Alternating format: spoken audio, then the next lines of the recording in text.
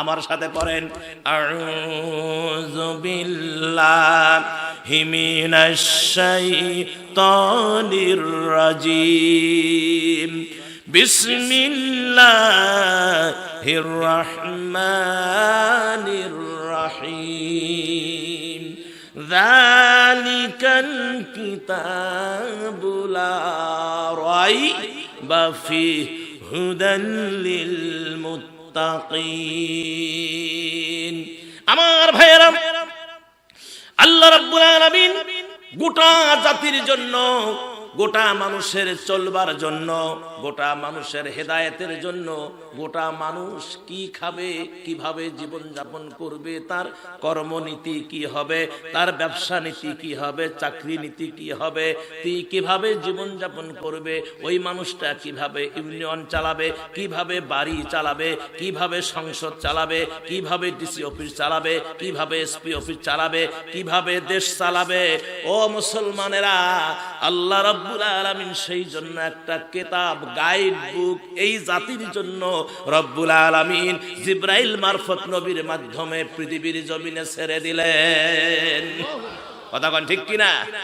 আমার ভাইয়েরা, যেমন প্রথম কথাটা আল্লাহ মানুষ তৈরি করলেন, কথা কোন ঠিক কিনা? আল্লাহ ইচ্ছা করলে আমাদেরকে গরু, ছাগল, উট, দুম্বা, হাঙ্গর, কুমির, চামচিকা ইত্যাদি বানাইতে পারতেন। যেমন হযরতে উমর রাদিয়াল্লাহু তাআলা আনহু আরবের দুব্বা ঘাস, যারা হজে গেছিলেন, দুব্বা ঘাসের মাথা এইভাবে চিমটায়া ধরে, এই ভাই এই ভাই এই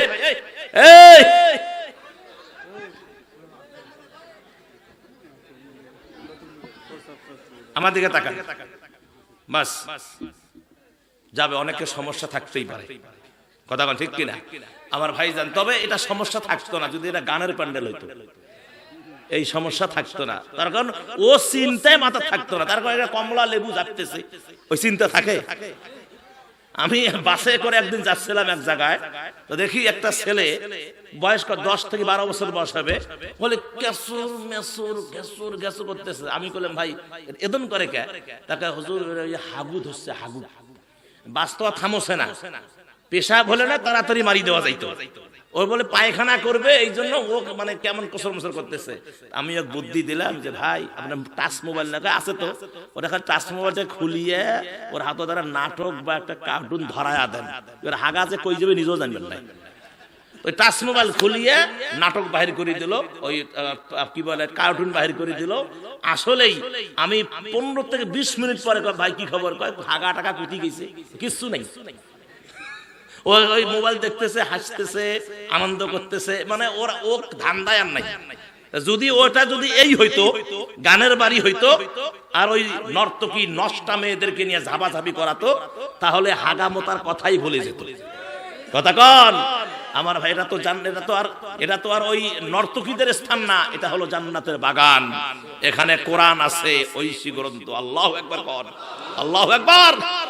আমার মুসলমান ভাইয়েরা, আল্লাহ রাব্বুল আলামিন তার বন্ধু প্রিয় নবীর সাহাবী মুসলিম জাহানের দ্বিতীয় খলিফা, নাম কি জোরে কোন?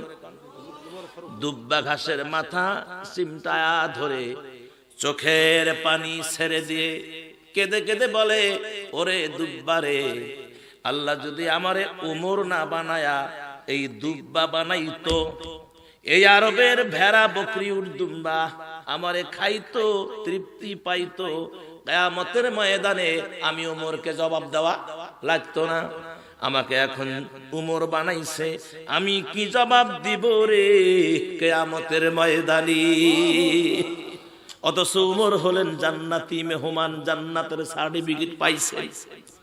আমার ভাইয়েরা, কাঁদতে কাঁদতে তিনি যখন মুসলিম জাহানের অর্ধ পৃথিবীর খলিফা হযরত উমর কাঁদতে কাঁদতে গালের উপর 2টা দাগ বসায়া দিয়েছেন।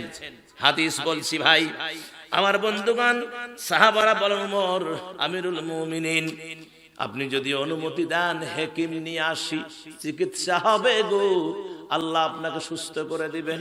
হযরত উমর বললেন, না, কোনো চিকিৎসার প্রয়োজন নাই, আমি এই অবস্থায় থাকবে, যা হয় হবে, কিয়ামতের ময়দানে যখন বলবে খাত্তাবের বেটা ওমর কই, খাত্তাবের বেটা ওমর কই, কাঠগড়ায় দাঁড়াও, জীবনের হিসাব দাও। যদি আমার আল্লাহ বলে ওমর রে তোমাকে দুনিয়ায় পাঠাইছি, তুমি ছিলা জিরো, তোমারে টান দিয়া হিরো বানায়া দিয়েছি, মুসলিম জাহানের দ্বিতীয় খলিফা বানাইছি, ওরে ওমর রে আমার জন্য তুমি কি নিয়ে এসেছো? আমি অন্তত বলতাম আল্লাহ আমি কিছু আনতে পারি নাই, তোমার ভয়ে, জাহান্নামের ভয়ে, আয় আল্লাহ কবরের ভয়ে।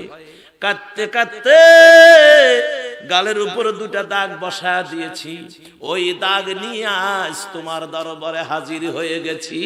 হতবা আমার আল্লাহ এই দাগের বিনিময় উমরকে ক্ষমা করে দিতে পারেন। এ চচ্চড়া পাড়ার মুসলমানেরা, আপনাদের কি সারাদিন তো খালি হাসেন, খালি হাসেন, হা হা করতে আলা জিবা পর্যন্ত বেড়ায়। এত হাসি, দুনিয়াতে যারা কম হাসবে আখিরাতে তারা কম কাঁদবে। দুনিয়াতে তাদেরকে কাঁদতে দেখা যাবে, আখিরাতে তাদেরকে হাসতে দেখা যাবে। সুবহানাল্লাহ কোন?